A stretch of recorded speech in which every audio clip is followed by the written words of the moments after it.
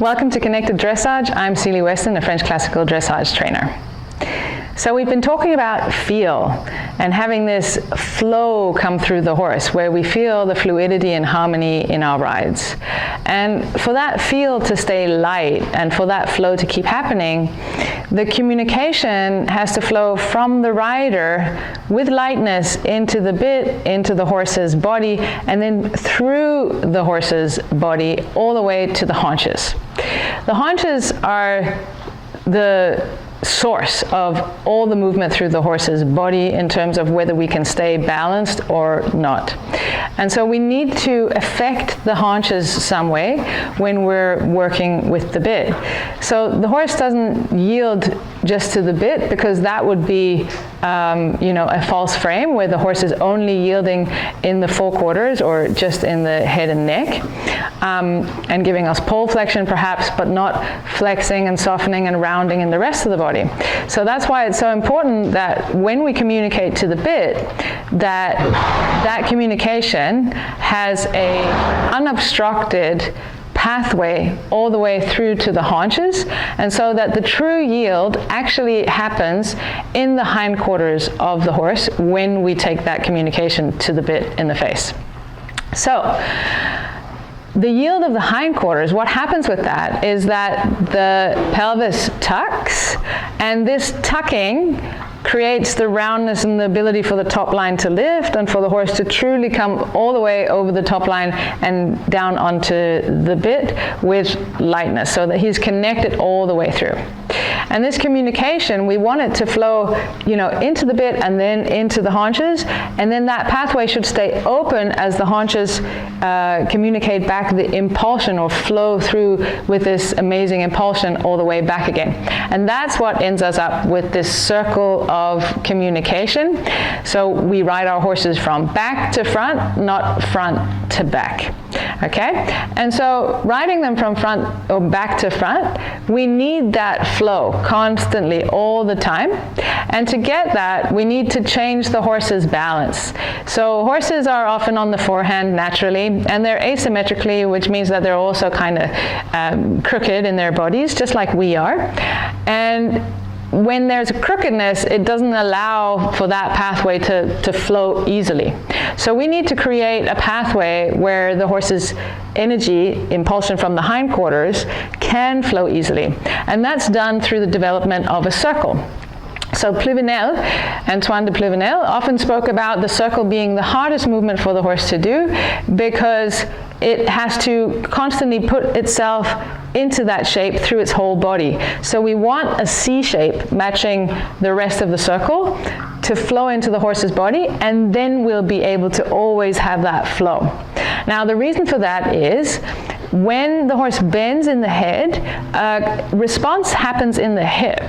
And so when we bend the head, the hip comes a little forward, sending the hind leg now in a new angle underneath the horse's center of mass, and that allows the horse to lift through its whole top line and carry itself with a hind leg instead of carrying itself with a front leg or using its neck to balance.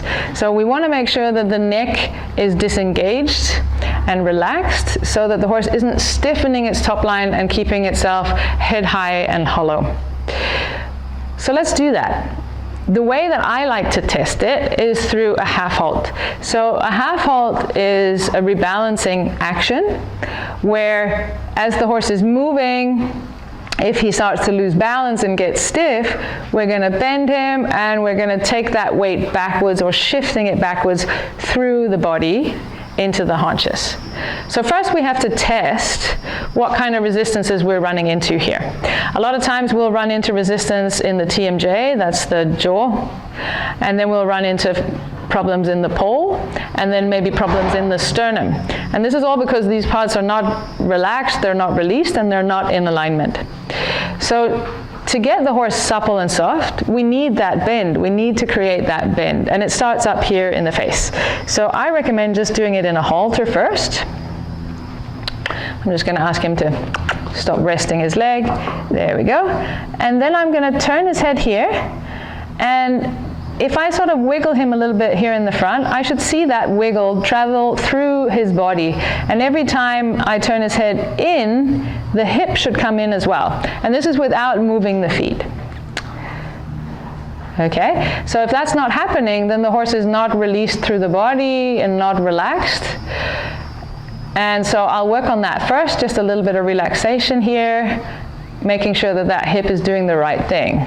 There we go. So now I'm going to stay in this position, a little bend here, and I'm going to play with what is the best amount of bend for this horse. They're all a little different, so play with it. In general, it shouldn't be any further than the line of the shoulder here. So I shouldn't bend him past the line of the shoulder, because then he is overbent. So right about here, just with the pressure of fingers, I'm going to ask for that half halt to be taken into his body. There we go. And I'll do that again. And if I feel any kind of resistance, I'm going to work on that suppling again here, the bend. That's why bend is so important to gain softness, right? That the horse is willing to listen to the aid. Whoop. So there, that was a little brace. So I'm going to relax the neck. And then I'm going to take that half halt right there, okay? So then it flowed really easily through his shoulders and all the way into his haunches. There, okay? So I want that shift of weight, and he doesn't necessarily have to take a step back. There, that was great too. But he can just take it in his legs. And so when I can affect the horse like that, then I know that my feel from the bit ring is going to flow through the horse, my communication. And so I'll be able to feel what's going on in the horse. There was a little brace. So whenever the horse is not aligned, even if the horse looks relaxed, the horse is not aligned, and so the movement won't flow freely. There, okay? So I just want to play with that, whether I'm here on the ground. There we go. Now it was nice. There, yeah, there. So I can kind of rock him back and forth here into that half halt. There we go. Good. There. And I want to work on that there until he understands that he doesn't necessarily have to step every time. He can just soften in his body.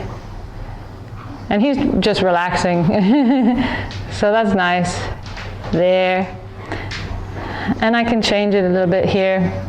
And so whenever the hip goes the wrong way and sends the hind leg away from the horse, then I'll feel a brace. So the hip does have to be forward and under. All right? So I hope you guys enjoyed the video. That is a little description of how to use the half halt and the bend of the circle to align the horse and allow you to have that feel, create that pathway of flow, both from you through the horse and from the hindquarters back up to the bit again, so we have this nice connection and can feel what it is that we all want to feel. All right, you guys, I will see you in the next one.